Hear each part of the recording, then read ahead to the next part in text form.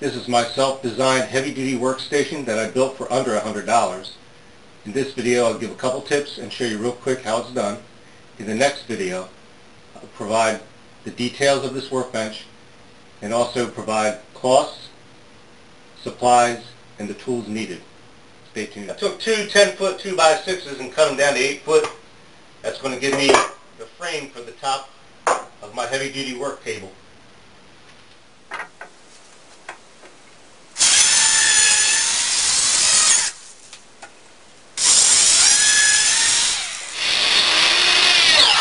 I pre-drilled and screwed all of my connections while keeping the frame square.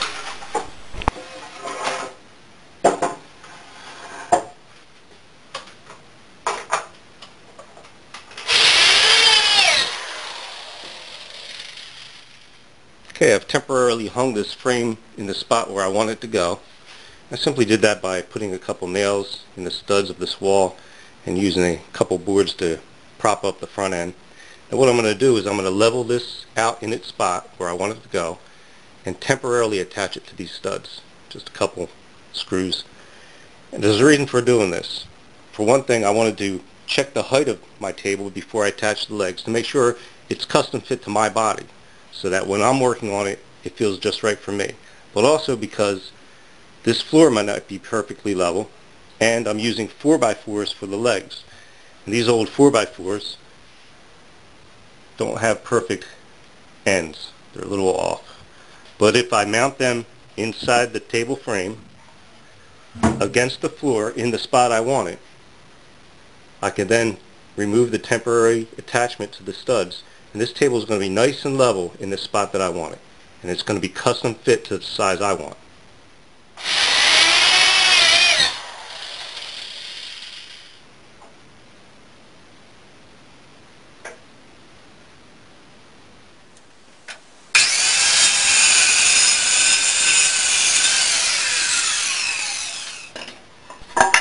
This is not needed, but it might be a helpful tip for some.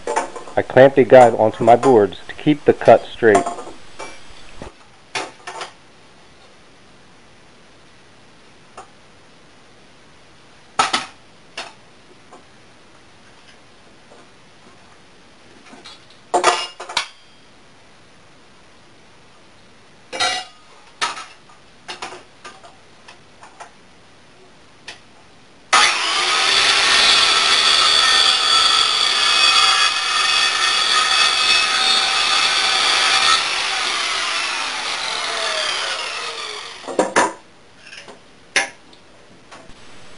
Don't forget to check for level before screwing your shelf supports onto the legs.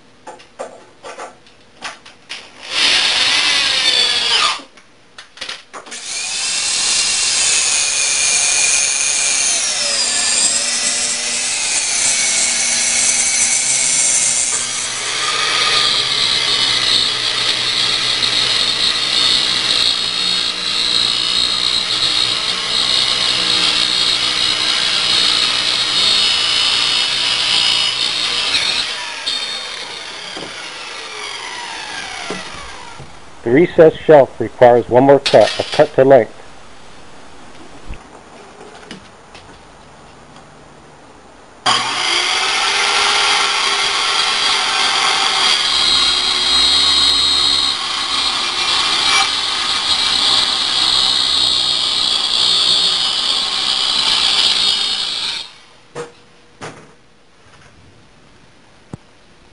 Needed a few taps with the hammer.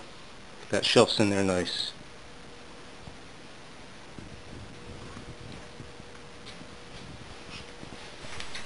Be sure to give your bench adequate support using any extra cut-off pieces, and make sure all is square.